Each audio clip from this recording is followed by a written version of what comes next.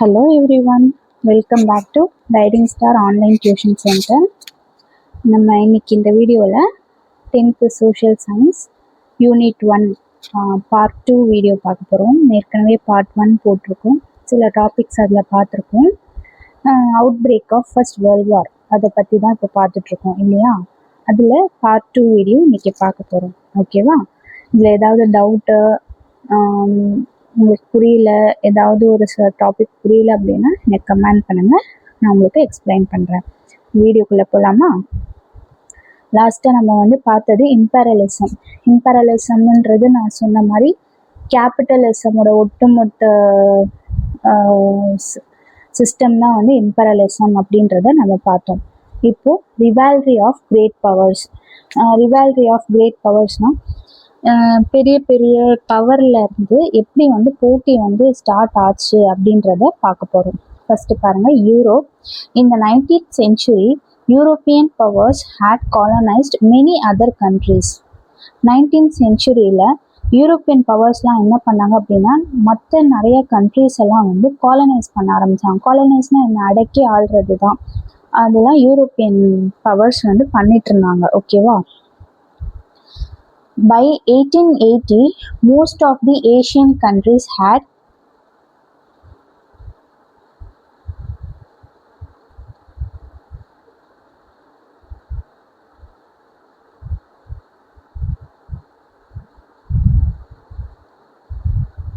been colonized.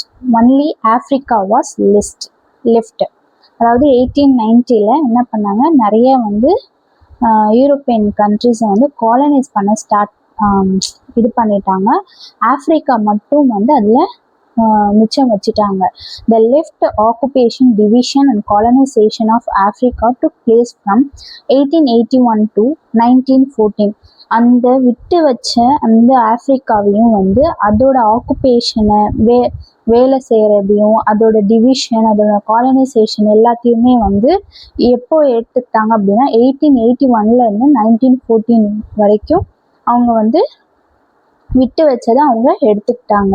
The industrial achievements of Germany in the later half of 19th century gave her a dominating position in Europe. அதே மாதிரி ஜெர்மனியோட industrial achievements எல்லாம் 19th centuryயோட பின் பாதியில் நிறைய Germany achieve பண்ணிட்டு வந்தாங்க. Industrial சைடில் அவங்களாம் என்ன பண்ணாங்க அப்படின்னா யூரோப்பியன் பவர்ஸை இன்னும் டாமினேட் பண்ண ஸ்டார்ட் பண்ணிட்டாங்க. யூரோப்பியன் இன்னும் பவராக ஆகிறதுக்காக அந்த ஜெர்மனியை யூஸ் பண்ணிட்டாங்க. But when Germany came on the scene, the avenues of exploitation were limited as the world was largely occupied by other imperialist powers.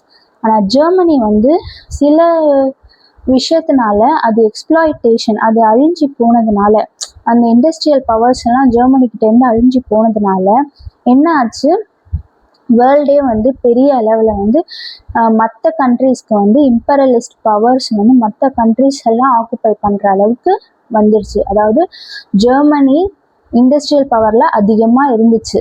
பின்பகுதி 19th centuryக்கு பின்பகுதியில் அதிகமாக இருந்துச்சு இல்லையா. அந்த டைமில் பார்த்தோம் அப்படின்னா யூரோப்பியன் பவர் அதிகமாக இருந்துச்சு.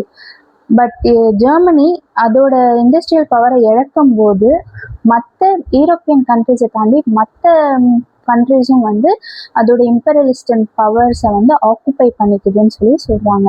as there was nowhere else to expand, the imperialist powers tried to grab others' possession.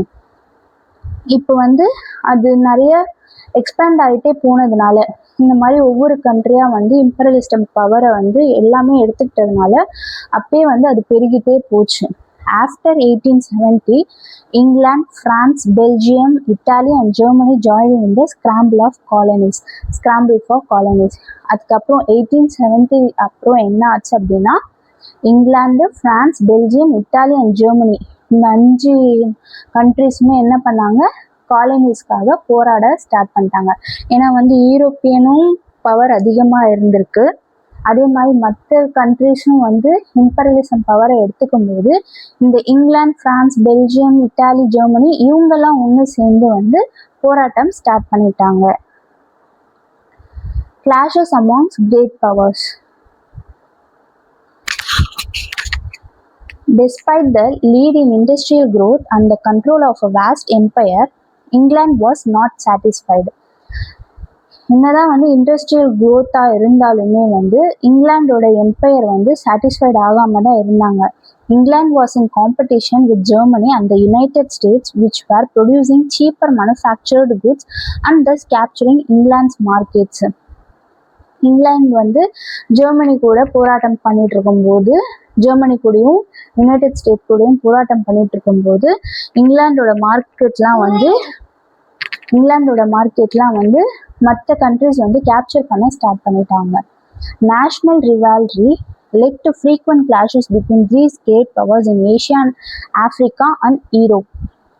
So இதுல இருந்து தான் கொஞ்சம் கொஞ்சமாக வந்து போட்டி ஸ்டார்ட் ஆச்சு. நிறைய ஏஷியாவுக்கு, ஆஃப்ரிக்கா, யூரோப் இவங்களுக்கு நடுவில் வந்து ஃப்ரீக்வெண்ட் கிளாஷஸ்னால் நடுவில் சண்டை, போட்டின்னு ஏகப்பட்ட பிரச்சனை நடந்துட்டு இருந்துச்சு அந்த டைமில். The imperialist urge of the period is best illustrated by the following statement of Cecil Rhodes, imperialist Prime Minister of South Africa. The world is nearly all parceled out, and what there is left of it being divided up, conquered and colonized. To think of these stars that you see overhead at night, these vast worlds which we can never reach, I would annex the planets if I could. I often think of that. It makes me sad to see them so clear and yet so fair. அதாவது இந்த மாதிரி போட்டி ஒன்றுத்துக்கு ஒன்று நடந்துட்டு இருக்கும்போது Cecil roads அப்படின்ற ஒருத்தவர் வந்து அவர் யார் அப்படின்னா அந்த இம்பீரியலிசம் நடந்துட்டு இருக்க பீரியட்ல வந்து சவுத் ஆப்பிரிக்காவோட பிரைம் மினிஸ்டராக இருந்திருக்காரு. அவர் செசில் ரோட்ஸ் அவர் வந்து என்ன சொல்லியிருக்காருன்னா, இந்த போட்டிலாம் நடக்கிறத பார்த்துட்டு இந்த வேர்ல்டு வந்து என் கண்ணு முன்னாடி எப்படி தெரியுதுன்னா எல்லாமே வந்து அவ்வளோதான், முடிஞ்சிச்சு, எல்லாம் அவங்கவுங்க வழியில் போயிட்டுருக்காங்க, ஏதோ ஒன்று நடக்க போகுது, லாஸ்டில் வந்து மிஞ்சுறது வந்து எது கிடைக்குதோ, எது பாதியாக கிடைக்குதோ அதுதான் மிஞ்சும் போல், அதுதான் வந்து நம்ம ஜெயிக்கிறதா அர்த்தம் போல் அப்படின்றத மாதிரி அவங்களுக்கு தோணியிருக்கான். அதே மாதிரி இந்த ஒவ்வொரு அதாவது நைட்டு முடிகிறதுக்குள்ளே வந்து ஏதோ சம்திங் நடந்து எல்லாமே வந்து தனித்தனியாக போயிடும், இந்த பிளானட்டே வந்து ஒன்றும் இல்லாத மாதிரி ஆயிடும், இதெல்லாம் என் கண்ணு முன்னாடி தெரியுது, சீக்கிரம் நடக்க போகுதுன்ட்டு வந்து எனக்குள்ளே சொல்லுது அப்படின்னு சொல்லி அந்த யார் செசில் ரோட்ஸ் அப்படின்றவங்க prime minister of South Africa அவர் வந்து சொல்கிறாரு, அந்த மாதிரி சொல்கிறாங்க. Asia the rise of Japan. ஏஷியாவில் ஜப்பானோட ஆதிக்கம் எப்படி ஸ்டார்ட் ஆச்சு? In Asia Japan during this period, Meiji era from 1867 to 1912, imitating Western nations, had become their equal in many respects. அதாவது ஏஷியாவில் ஜப்பான் வந்து இந்த பீரியடில் என்ன பண்ணாங்க அப்படின்னா, அவங்க நிறைய வந்து அவங்க உள்ள என்ட்ராகி அவங்களோட கல்ச்சரை கொண்டு வர்றதுக்காக நிறைய வந்து இது பண்ணிட்டு இருந்தாங்க, இமிட்டேட் பண்ணிட்டு இருந்தாங்க மக்கள் எல்லாம். Though the outlook of the rulers still remained feudal, Japan took to Western education and machinery with a modern army and navy. Japan had emerged as an advanced industrialized power. அதாவது இந்த மாதிரி பண்ணிட்டு இருக்கும் போதே ஏஷியாவில் என்னதான் வந்து அவங்க இமிட்டேட் பண்ணாலும் சில இதால் மாற்ற முடியாதுன்றது அப்போ ஜப்பான் என்ன பண்ணாங்க அப்படின்னா வெஸ்டர்ன் எஜுகேஷன் அண்ட் மிஷினரி அப்படின்றத கொண்டு வந்தாங்க.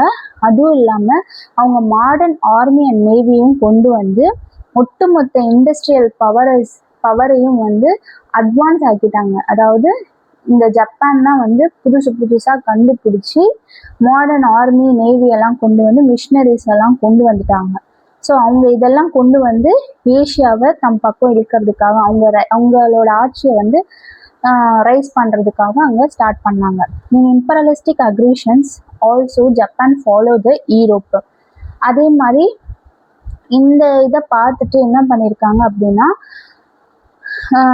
இந்த இம்பீரியலிஸ்டிக் அக்ரிஷன்ஸ்லாம் வந்து யூரோப் எப்படி பண்ணுச்சோ அதை ஃபாலோ பண்ணி ஜப்பானும் வந்து அவங்களோட ஆதிக்கத்தை ஸ்டார்ட் பண்ண ஆரம்பித்தாங்க.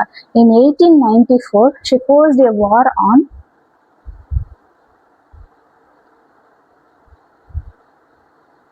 China, the crushing defeat.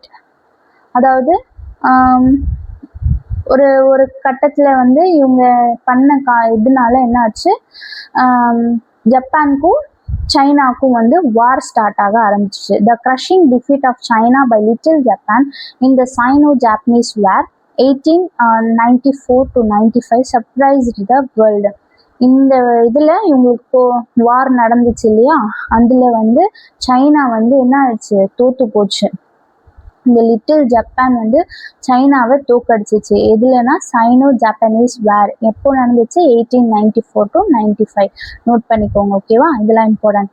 Cyano Japanese war 1894 to 95ல நடந்துச்சு. அதில் சைனாவை லிட்டில் ஜப்பான் வந்து தோக்கடிச்சிச்சு. இது என்ன பண்ணுச்சு, ஒட்டுமொத்த வேர்ல்டையே வந்து ஆச்சரியப்படுத்துச்சு. Despite the warning of three great powers, Russia, Germany and France, Japan annexed the Liaotong Peninsula with Port Arthur. அது மட்டும் இல்லாமல் இந்த இந்த சைனாவை தோக்கடிச்சது மூலயமா ரஷ்யா, ஜெர்மனி அண்ட் பிரான்ஸ் இந்த 3 பேரையும் வந்து இந்த 3 கிரேட் பவர்ஸையும் வந்து வார்னிங் பண்ணியிருக்கு. உங்களுக்கும் இதே கதி தான் அப்படின்னு சொல்லி வார்னிங் பண்ணியிருக்கு. வித் போர்ட் ஆர்த்தூர் அப்படின்ற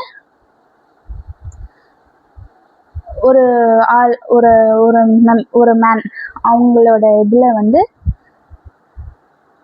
வார்ன் பண்ணியிருக்கு. By this action Japan proved that it was the strongest nation of the East Asia.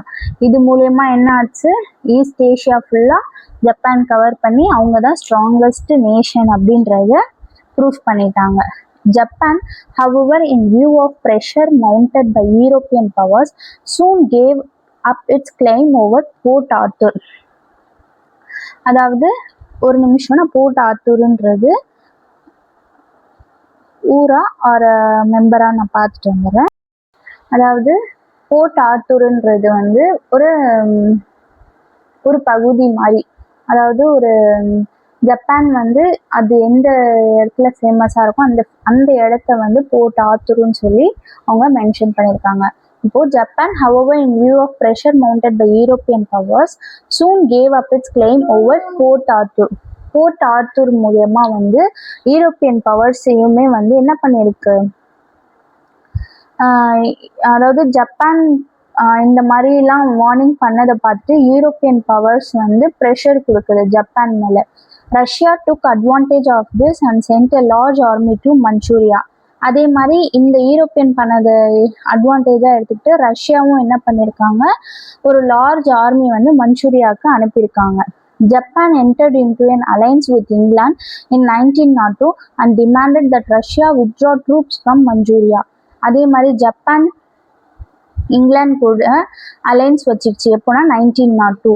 எதுக்காக அலைன்ஸ் வச்சுக்கிச்சுன்னா ரஷ்யாவை வந்து மஞ்சூரியாவிலேருந்து வித்ட்ரா பண்ண சொல்லி வந்து மிரட்டுறதுக்காக இங்கிலாந்து கூட ஜோடி சேர்ந்துச்சு. Russia underestimated Japan. Russia வந்து ஜப்பானை சாதாரணமாக நினச்சிருச்சு. In 1904 the war begin between the two countries. 1904 என்ன ஆச்சு, அந்த வார் வந்து ஸ்டார்ட் ஆரம்பிச்சிருச்சு. இன் திஸ் ரஷ்யோ ஜாப்பனீஸ் வார், ரஷ்யாவுக்கும் ஜாப்பனீஸ்க்கும் வார் நடக்கிறப்போ Japan defeated Russia and got back Port Arthur. Japan என்ன பண்ணுச்சு, ரஷ்யாவை தோக்கடிச்சிச்சு, இந்த போர்ட் ஆர்த்தூரையும் திரும்ப மீட்டுடுச்சு. After this war Japan entered the charmed circle of the great powers. இதுக்கப்புறம் ஜப்பான் இன்னும் வந்து என்ன ஆச்சு, பெரிய பவராக ஆயிடுச்சு. ஸோ கிரேட் பவர்ஸ் கொண்டது ஜப்பானுன்றது மாதிரி காமிச்சு விட்டாங்க. ஸோ ஜப்பான் இப்போ வந்து ஹைலைட்டாக இருக்கு அப்படின்றது மாதிரி அர்த்தம் ஆயிடுச்சு. Strong arm diplomacy of Japan. So ஜப்பானோட ஸ்ட்ராங் ஆர்ம் எப்படிலாம் இருக்குன்னு பார்க்கலாம். After 1905 Japan to control of Korean domestic and foreign policy. Japan என்ன பண்ணுச்சு, 1905 இந்த ரஷ்யாவுக்கு அப்புறம் வாரம் நடந்ததுக்கப்புறம் இன்னும் ஹைலைட் ஆகி கெத்தாகி என்ன ஆயிடுச்சு அப்படின்னா கொரியனையும் வந்து கண்ட்ரோலில் கொண்டு வந்துடுச்சு. The assassination of prominent Japanese diplomat provided the excuse in 1910 for Japan's annexation of Korea. இது என்ன பண்ணுச்சு அப்படின்னா ஜாப்பனீஸோட சில கொள்கைகளை வந்து அழிக்கிற மாதிரி இருந்ததுனால 1910 வந்து ஜப்பான் அனெக்சேஷன் ஆஃப் கொரியா, ஜப்பானும் கொரியாவும் வந்து ஒன்று சேர்ற மாதிரி, அதாவது எப்படி சொல்றது, நம்ம சமாதானமா போயிடுறோம். ஸோ ஜப்பான் வந்து கொரியா கூட வந்து நம்ம சமாதானமாக போய் ஒன்று சேர்ந்துக்கலான்ற மாதிரி ஜப்பான் வந்து எக்ஸ்கியூஸ் கொடுத்துருக்கு. எப்போனா 1910. The confusion in China following the downfall of the Manchu dynasty in 1912 provided Japan an opportunity for further expansion. இந்த கன்ஃபியூஷனில் சைனா இருந்ததுனால என்னாச்சு, மஞ்சு டைனஸ்டி அப்படின்ற, சைனாவில் மஞ்சு டைனஸ்டின்றது ஒரு ஃபேமஸ், அது 1912 அது டவுன்ஃபால் ஆயிடுச்சு. இது வந்து ஜப்பானுக்கு ஒரு பெரிய ஆப்பர்ச்சுனிட்டியாக கிடைச்சிச்சு, நம்ம இன்னும் எக்ஸ்பேண்ட் ஆகி போகலான்ற மாதிரி வந்து அதுக்கே வந்து ஒரு வழி மாதிரி கிடைச்சிடுச்சு. Japan now demanded not only the transfer of German rights in Shantou to Japan and the recognition of Japanese hold over Manchuria, but the appointment of Japanese advisors to the Chinese government. இது என்ன பண்ணிருக்கு Japan இப்போ சைனாவோட எல்லா இதையும் வந்து பவரை அது ஏற்றுக்கிறதுனால அது என்ன டிமாண்ட் பண்ணுது அப்படின்னா, ஜெர்மன் ரைட்ஸுமே வந்து எனக்கு ஷான்டங்லேருந்து எனக்கு ஜப்பானுக்கு டிரான்ஸ்ஃபர் ஆகி வரணும். ரெண்டாவது வந்து எனக்கு மஞ்சூரியா ஃபுல்லாக வந்து என் கண்ட்ரோலுக்கு வரணும்னு சொல்லி சைனீஸ் கவர்மெண்ட்க்கு வந்து ஆர்டர் கொடுக்குது.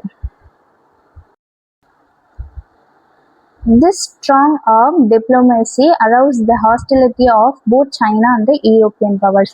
இந்த ஸ்ட்ராங் ஆர்மி தான் என்ன பண்ணிருக்கு, யூரோப்பியன் பவர்ஸையும் சைனாவையும் ரெண்டுத்தையுமே வந்து தன்னோட கண்ட்ரோலுக்கு கொண்டு வந்துச்சு Japan. Next colonisation and it's fall out.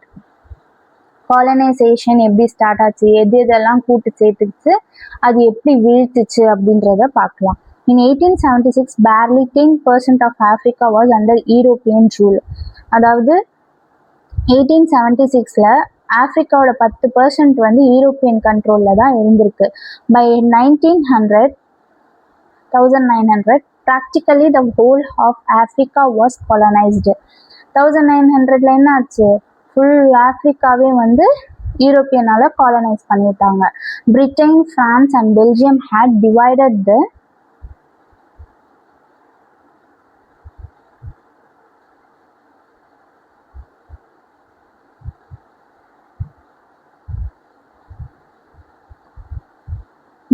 the continent between them, leaving a few areas for Germany and Italy. அதே மாதிரி பெல்ஜியம், பிரான்ஸ், பிரிட்டன் இவங்க 3 பேரும் என்ன பண்ணாங்க, அவங்களுக்குள்ளே வந்து கான்டினென்ட்டை பங்கு போட்டுக்கிட்டு சில ஏரியா மட்டும் ஜெர்மனிக்கும் இட்டாலிக்கும் கொடுத்துட்டாங்க. Britain, France, Russia and Germany also establish spheres of influence in China. அதே மாதிரி இந்த 4 நாடுமே என்ன பண்ணியிருக்காங்க, சைனாலையுமே அவங்க இன்ஃப்ளூயன்ஸை வந்து எஸ்டாப்ளிஷ் பண்ணியிருக்காங்க. Japan took over Korea and Taiwan. Japan என்ன பண்ணிட்டாங்க, கொரியா, தைவானை அவங்க ஆக்குப்பை பண்ணிட்டு. France conquer Indo China.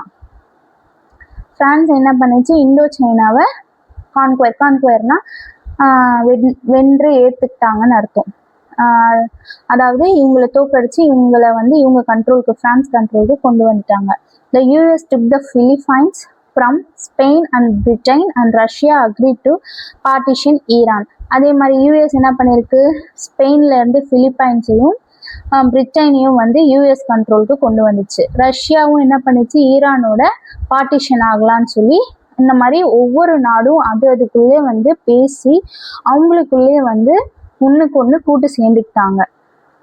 The first European attempts to carve out colonies in Africa resulted in bloody battles.